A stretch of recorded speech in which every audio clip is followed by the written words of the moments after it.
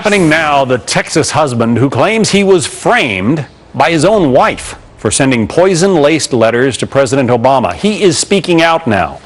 She is 35-year-old Shannon Richardson, accused of calling the FBI and claiming her husband was the guy who is behind those ricin letters addressed to the president and also New York City Mayor Mike Bloomberg. Nathaniel Richardson explains why he thinks his wife, an actress, did it. I had theories of, she wanted to get her face out there, and also she wanted to destroy me. You think part of why she may have done this is to get publicity? She wanted to be an actress. She really did. Any signs that she was capable of something like this? Well, besides that, she's very intelligent. Not really. Just out of nowhere.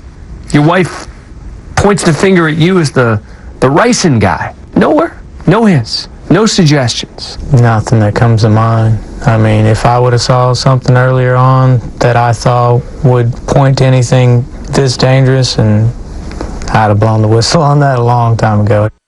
All right, let's delve into this case with Ashley Merchant, a former public defender, now a criminal defense attorney. Dan Schorr is a former prosecutor. Weird case. First of all, she's pregnant with his child. She has, I think, 4 other children from previous relationships. This is a mother. She's had some bit parts on some cable television shows like The Vampire Diaries and so forth. Ashley, you ever seen anything like this?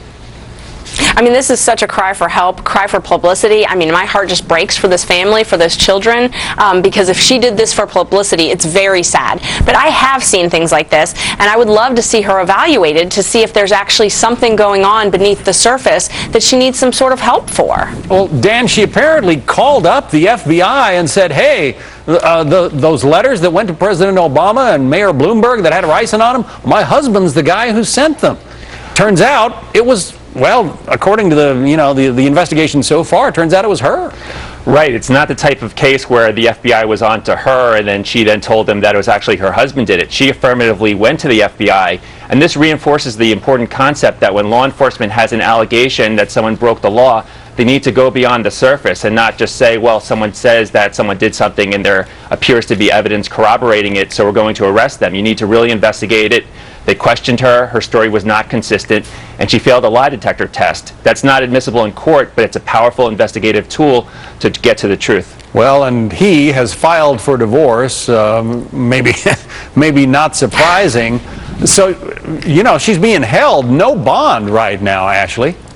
I mean, this is not surprising, this type of situation. A lot of times when folks are going through divorce or some type of a family situation like this, for one party to lodge a criminal complaint against another, it's not uncommon at all. And I know that the state, the government... Let me be clear. He filed for divorce after she told the FBI that he was responsible for sending these letters. Now, clearly, he's saying to himself, look, I didn't do this. She's implicating me. I'm out of here.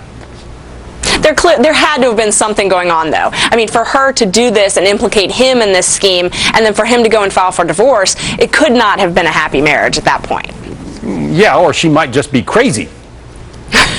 Which is why I think that they should have an evaluation. I think the fact that the government's opposing bond is unfortunate, because I think she needs to have a mental evaluation to see what is going on beneath the surface. But Dan, he told the cops, he said, look, there were no red flags here, nothing going on that suggested that she might have this capability, because apparently she did, order the ingredients and created some form of ricin, according to what we're learning from law enforcement.